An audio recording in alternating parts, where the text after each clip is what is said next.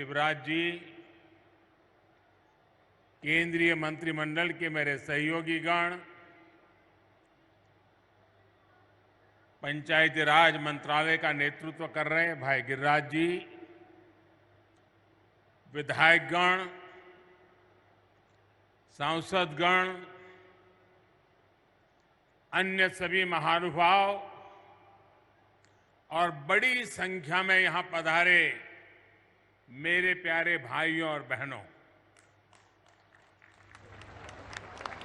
रीवा की इस ऐतिहासिक धरती से मैं मां विंध्यवासिनी को प्रणाम करता हूं।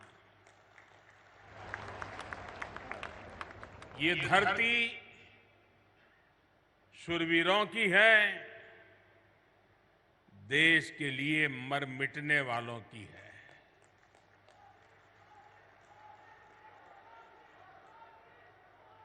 मैं अनगिनत बार रीवा आया हूं, आपके बीच आया हूं और हमेशा मुझे आपका भरपूर प्यार और स्नेह मिलता रहा है।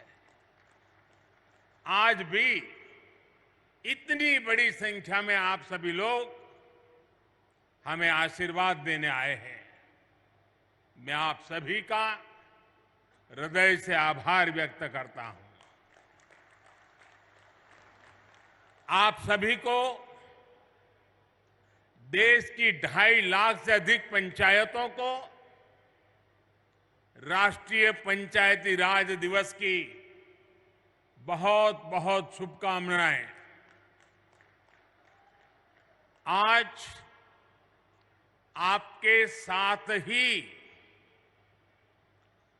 30 लाख से ज्यादा पंचायत प्रतिनिधि भी हमारे साथ वर्चुअली जुड़े हुए हैं।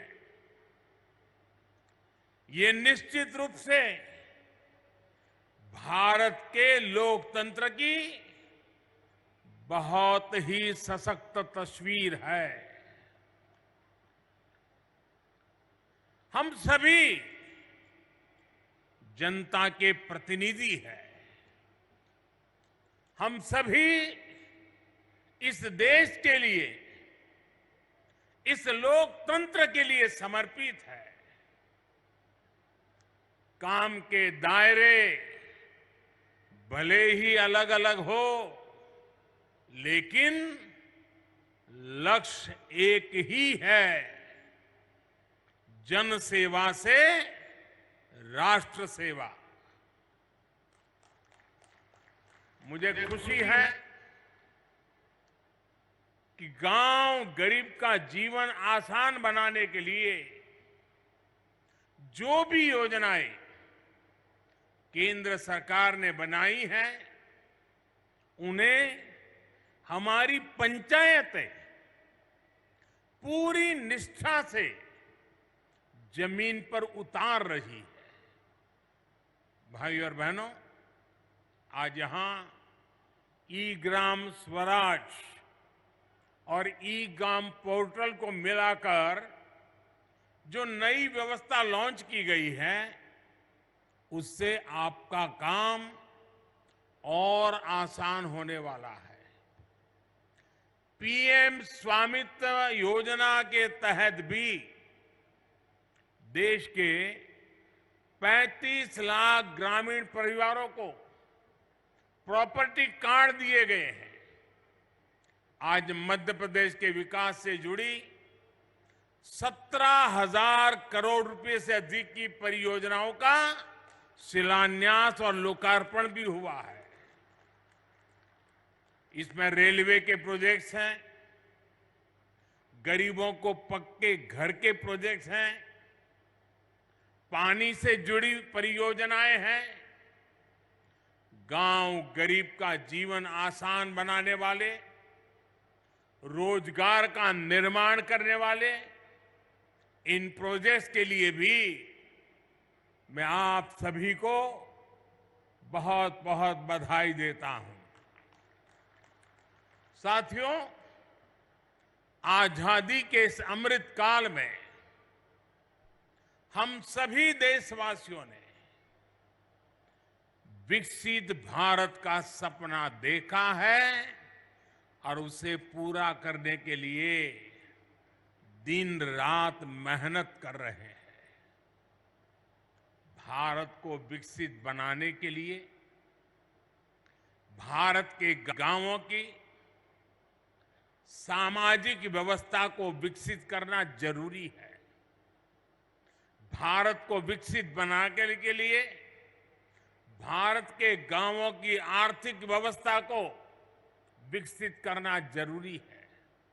भारत को विकसित बनाने के लिए भारत के गांवों की पंचायत व्यवस्था, पंचायती व्यवस्था को भी विकसित करना जरूरी है।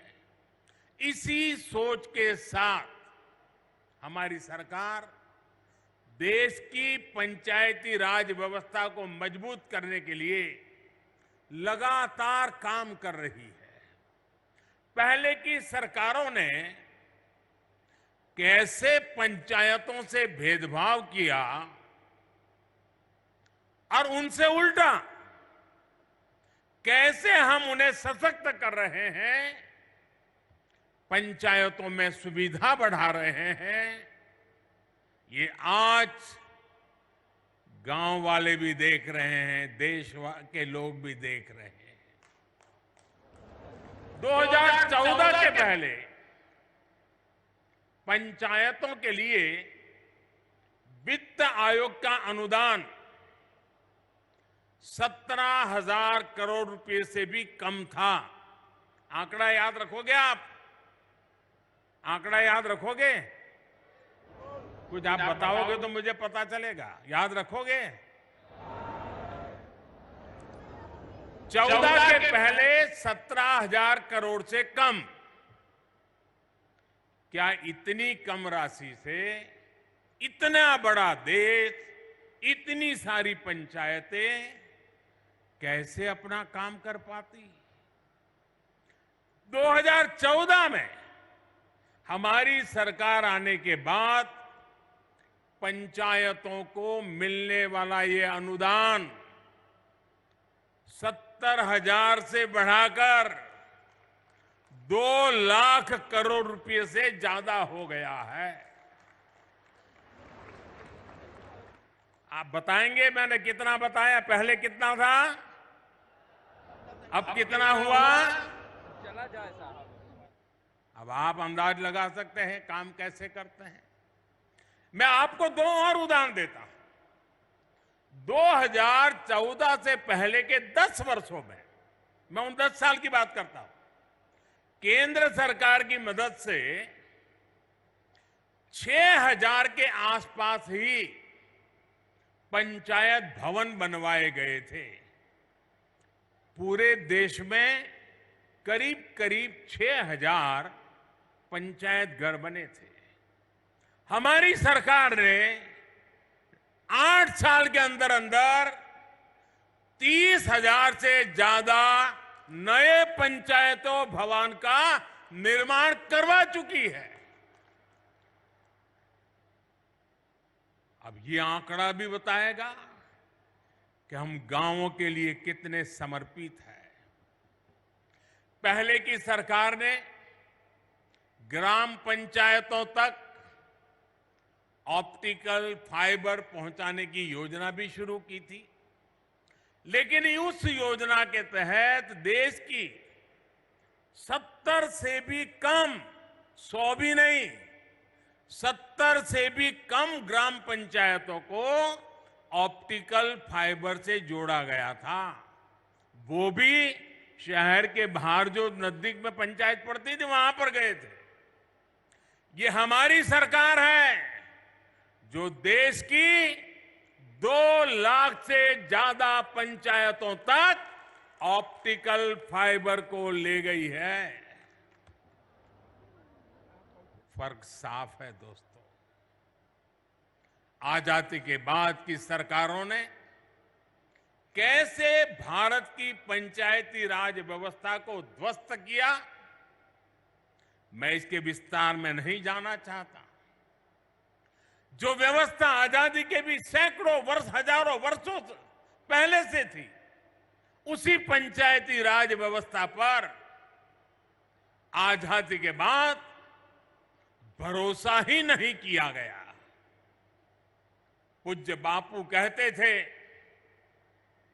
भारत की आत्मा गांवों में बसती है, लेकिन कांग्रेस ने गांधी के विचारों को भी अनसुना कर दिया। 90 के दशक में पंचायती राज के नाम पर खानापूर्ति जरूर की गई, लेकिन फिर भी पंचायतों की तरफ वो ध्यान नहीं दिया गया जिसकी जरूरत थी। साथियों, 2014 के बाद से देश ने अपनी पंचायतों के सशक्तिकरण का बीड़ा उठाया है और आज इसके परिणाम नजर आ रहे हैं।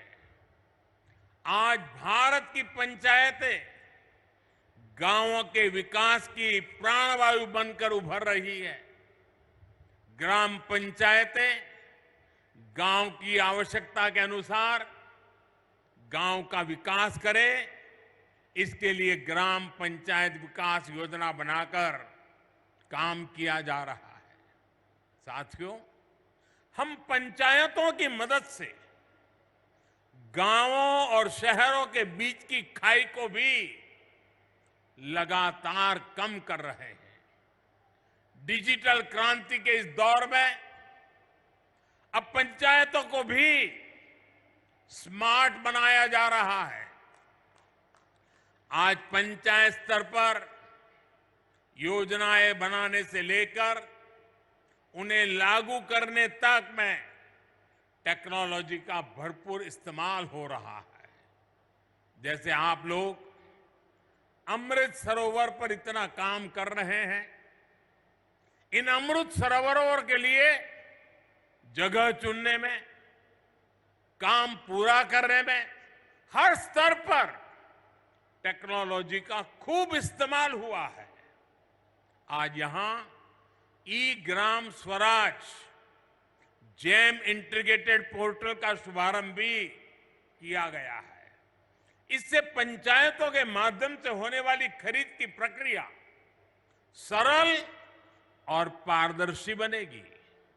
इससे अब पंचायतों को कम कीमत में सामान मिलेगा और स्थानीय छोटे उद्योगों को भी अपना सामान बेचने का एक सशक्त माध्यम मिल जाएगा।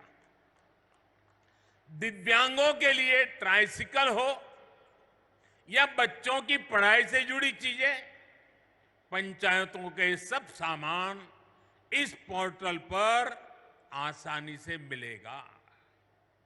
भाई और बहनों, आधुनिक टेक्नोलॉजी का एक और लाभ हम पीएम स्वामित्व योजना में भी देख रहे हैं। हमारे यहां गांव के घरों के प्रॉपर्टी के कागजों को लेकर बहुत उलझने रही है। इसके चलते भली भांति के वाद विवाद होते हैं, अवैध कब्जों की आशंका होती है। पीएम स्वामित्व योजना से अब ये सारी स्थितियां बदल रही है। आज गांव-गांव में ड्रोन टेक्नोलॉजी से सर्वे हो रहा है, मैप बन रहे हैं। इसके आधार पर बिना किसी भेदभाव के कानूनी दस्तावेज लोगों के हाथ में सौंपे जा रहे हैं।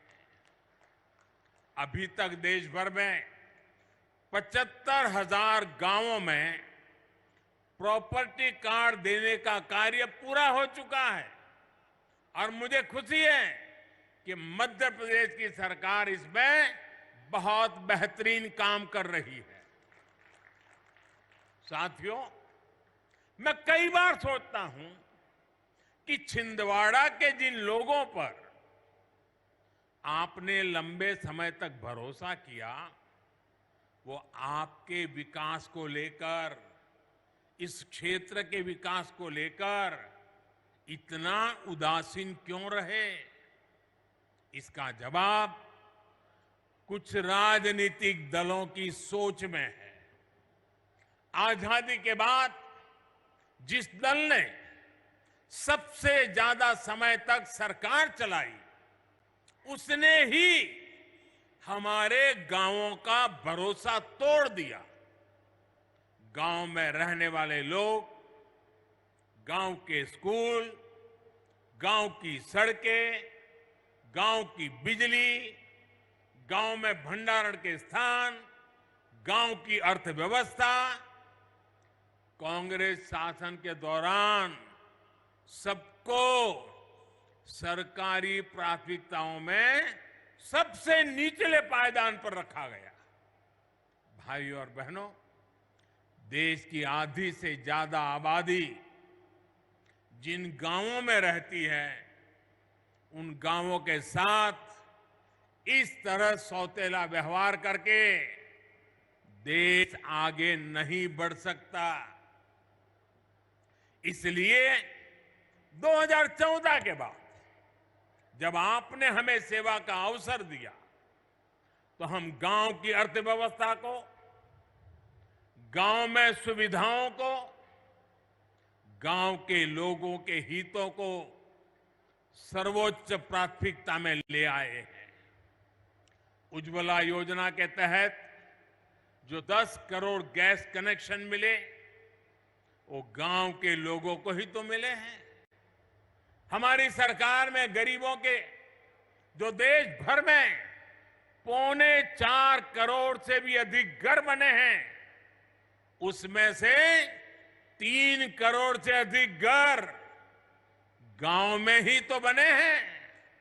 और इसमें भी बड़ी बात यह है कि इन ज्यादातर घरों में मालिकाना हक हमारी बहनों, बेटियों, माताओं का भी है। हमारे यहां एक ऐसी ट्रेडिशन चली, घर हो तो पुरुष के नाम पर, दुकान हो पुरुष के नाम पर, गाड़ी हो पुरुष के नाम पर, खेत हो पुरुष के नाम पर, महिलाओं के नाम पर कुछ होता ही नहीं था।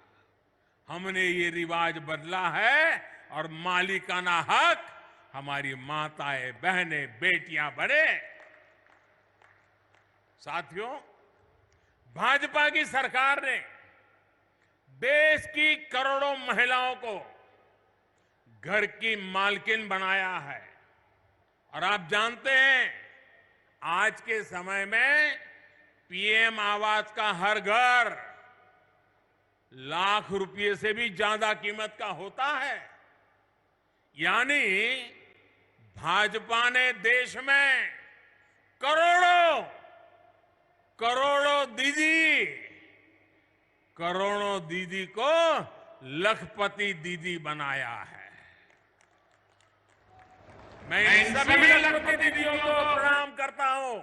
आप आशीर्वाद दीजिए कि देश में और कोटि-कोटि दीदी भी लखपति बने, इसके लिए हम काम करते रहे। आज ही यहां 4 लाख लोगों का उनके अपने पक्के घर में गृह प्रवेश हुआ है।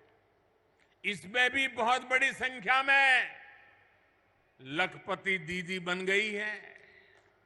मैं सभी को बहुत बहुत बधाई देता हूं। साथियों, पीएम सौभाग्य योजना के तहत जिन 2.5 करोड़ घरों में बिजली पहुंची, उनमें से ज्यादातर गांव के ही घर हैं। गांव के रहने वाले मेरे भाई बहन हैं। गांव के लोगों के लिए हमारी सरकार ने हर घर जल योजना भी शुरू की है।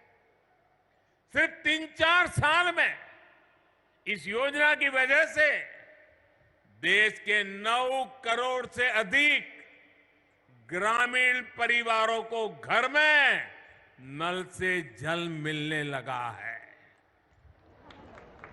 यहां एमपी में भी गांव में रहने वाले सिर्फ 13 लाख परिवारों तक नल से जल पहुंचता था। पहले की बात करता हूं। आज एमपी के गांवों में करीब करीब 60 लाख घरों तक नल से जल पहुंचने लगा है। और आपका एक जिला तो 100% हो गया है। साथियों, हमारे गांव के लोगों का पहले देश के बैंकों पर अधिकार ही नहीं माना जाता था, भुला दिया गया था। गांव के ज्यादातर लोगों के पास ना बैंक खाते होते थे और ना ही उन्हें बैंकों से सुविधा मिलती थी। बैंक खाता ना होने की वजह से सरकार जो पैसा गरीबों के लिए भेजती थी वो भी बीच में ही लूट जाता था। हमारी सरकार ने इसे भी पूरी तरह बदल दिया है। हमने जनधन योजना चलाकर गांव के 40 करोड़ से ज्यादा लोगों के बैंक खाते खुलवाए। हमने इंडिया पोस्ट पेमेंट बैंक के माध्यम से पोस्ट ऑफिस का उपयोग करके गांवों तक बैंकों की पहुंच बढ़ाई। हमने लाखों बैंक मित्र बनाए, बैंक सखियों को प्रशिक्षित किया। आज इसका प्रभाव देश के हर गांव में नजर आ रहा है। देश के गांवों को जब बैंकों की ताकत मिली है तो खेती किसानी से लेकर व्यापार कारोबार तक सब में गांव के लोगों की मदद हो रही है। साथियों, पहले की सरकारों ने भारत के गांवों के साथ एक और बड़ा अन्याय किया था। पहले की सरकारें गांव के लिए पैसे खर्च करने से बचती थी। गांव अपने आप में कोई वोट बैंक तो था ही नहीं, इसलिए उन्हें नजरअंदाज किया जाता था। गांव के लोगों को बांटकर कई राजनीतिक दल अपनी दुकान चला रहे थे। भारतीय जनता पार्टी ने गांवों के साथ हो रहे इस अन्याय को भी समाप्त कर दिया है। हमारी सरकार ने गांवों के विकास के लिए भी तिजोरी खोल दी। आप देखिए, हर घर जल योजना पर 3.5 लाख करोड़ रुपए से ज्यादा खर्च किया जा रहा है। पीएम आवास योजना पर भी लाखों करोड़ रुपए खर्च किए जा रहे हैं। दशकों से अधिक अधूरी पड़ी सिंचाई परियोजनाओं को पूरा करने के लिए 1 लाख करोड़ रुपए खर्च किए जा रहे हैं। पीएम ग्रामीण सड़क योजना पर भी हजारों करोड़ रुपए खर्च किए जा रहे हैं।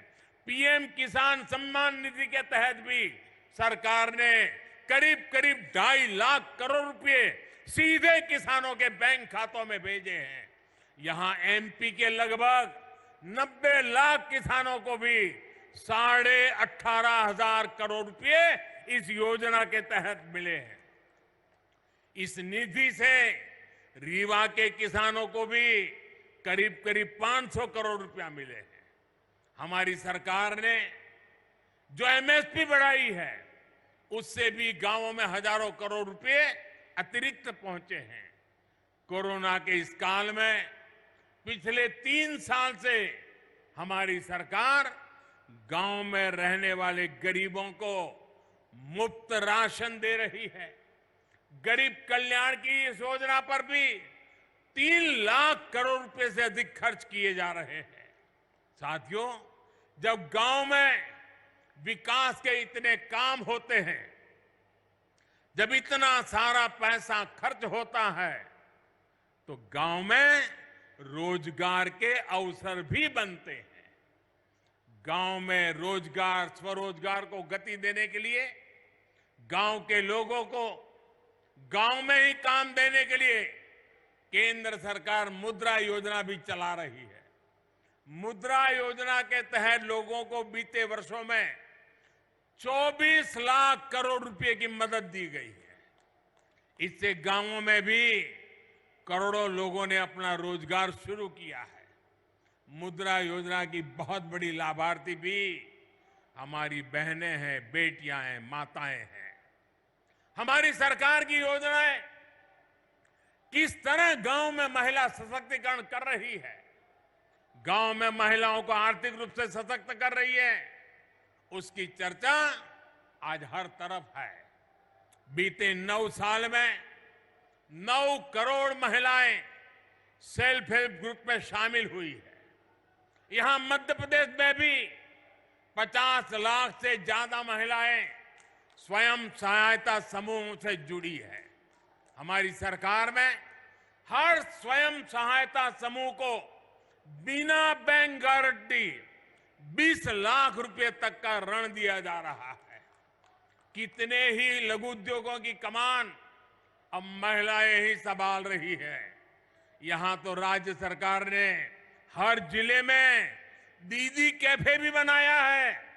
पिछले पंचायत चुनावों में सेल्फ हेल्प ग्रुप से जुड़ी करीब 17,000 बहनें पंचायत प्रतिनिधि के तौर पर चुनी गई है।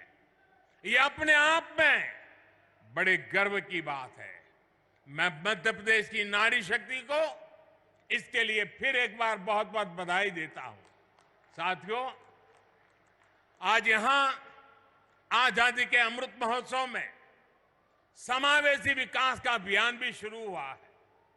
ये विकसित भारत के निर्माण के लिए सबका प्रयास के भाव को सशक्त करने वाला है। विकसित भारत के लिए देश की हर पंचायत, हर संस्था का प्रतिनिधि, हर नागरिक, हम सबको जुटना होगा। ये तभी संभव है जब हर मूल सुविधा तेजी से 100% लाभार्थी तक पहुंचे, बिना किसी भेदभाव के पहुंचे। इसमें आप सभी पंचायत प्रतिनिधियों की भूमिका बहुत बड़ी है। भाई और बहनों, पंचायतों द्वारा खेती से जुड़ी नई व्यवस्थाओं को लेकर भी जागरूकता अभियान चलाने की जरूरत है। प्राकृतिक खेती को लेकर आज देश में बहुत व्यापक स्तर पर काम चल रहा है। यहां भी केमिकल खेती के नुकसान के बारे में चर्चा हुई है। हमने देखा कि कैसे हमारी बेटियों ने धरती मां की तकलीफ के बारे में हम सभी को बताया। नाट्य प्रयोग करके धरती मां की वेदना हम तक पहुंचाई है। केमिकल वाली खेती से धरती मां का जो नुकसान हो रहा है, बहुत ही आसान तरीके से हमारी इन बेटियों ने सबको समझाया है। धरती की ये पुकार हम सभी को समझनी होगी। हमें हमारी मां को मारने का हक नहीं है। ये धरती हमारी मां है, उस मां को मारने का हमें अधिकार नहीं है। मेरा आग्रह है कि हमारी पंचायतें प्राकृतिक खेती को लेकर जन जागरण अभियान चलाए। छोटे किसान हो, पशुपालक हो, मछुआरे भाई बहन हो, इनकी मदद के लिए जो अभियान केंद्र सरकार चला रही है, उसमें भी पंचायतों की बड़ी भागीदारी है। जब आप विकास से जुड़ी हर गतिविधि से जुड़ेंगे तो राष्ट्र के सामूहिक प्रयासों को बल मिलेगा। यही अमृत काल में विकसित भारत के निर्माण की ऊर्जा बनेगी। साथियों, आज पंचायती राज दिवस पर मध्य प्रदेश विकास को नई गति देने वाली कई और परियोजनाओं का शिलान्यास और लोकार्पण हुआ है। Chhindwara, Nainpur, Mandla fort rail line के बिजलीकरण से इस क्षेत्र के लोगों की दिल्ली, चेन्नई और हावड़ा, मुंबई तक कनेक्टिविटी और आसान हो जाएगी। इसका बड़ा लाभ हमारे आदिवासी भाई बहनों को भी होगा। आज छिंदवाड़ा, नैनपुर के लिए नई ट्रेनों भी शुरू हुई है। इन नई ट्रेनों के चलने से कई कस्बे और गांव अपने जिला मुख्यालय छिंदवाड़ा, सिवनी से सीधे जुड़ जाएंगे। इन ट्रेनों की मदद से नागपुर और जबलपुर जाना भी आसान हो जाएगा। आज जो रीवा, इतवारी, छिंदवाड़ा नई ट्रेन चली है, उससे भी अब सिवनी और छिंदवाड़ा सीधे नागपुर से जुड़ जाएंगे। ये पूरा क्षेत्र तो अपने वन्य जीवों के लिए बहुत प्रसिद्ध है। यहां की बढ़ती हुई कनेक्टिविटी यहां पर्यटन भी बढ़ाएगी और रोजगार के नए अवसर भी बनाएगी। इसका बड़ा लाभ यहां के किसानों को होगा, विद्यार्थियों को होगा, रेलवे के डेली पैसेंजर्स को होगा, छोटे कारोबारी और दुकानदारों को होगा। यानी डबल इंजन की सरकार ने आज आपकी खुशियां भी डबल कर दी है। साथियों, आज मैं आपका एक और बात के लिए आभार व्यक्त करना चाहता हूं। अभी शिवराज जी ने बड़े विस्तार से वर्णन किया कि इस रविवार मन की बात के 100 एपिसोड पूरे हो रहे हैं। आप सभी के आशीर्वाद, आप सभी के स्नेह और आपके योगदान की वजह से ही मन की बात आज इस मुकाम तक पहुंचा है। मध्य प्रदेश के अनेकों लोगों की उपलब्धियों का जिक्र मैंने मन की बात में किया है। यहां के लोगों की लाखों चिट्ठियां और संदेश भी मुझे मिलते रहे हैं। इस बार रविवार को मन की बात में फिर आपसे मिलने के लिए मैं भी बहुत इंतजार कर रहा हूं, क्योंकि सेंचुरी है ना, और हमारे यहां तो सेंचुरी का जरा महत्व ज्यादा ही होता है। आप हर बार की तरह रविवार को अवश्य मेरे साथ जुड़िएगा। इसी आग्रह के साथ मैं अपनी बात समाप्त करता हूं। एक बार फिर आप सभी को पंचायती राज दिवस की अनेक अनेक शुभकामनाएं देता हूं। बहुत बहुत धन्यवाद। भारत माता की, भारत माता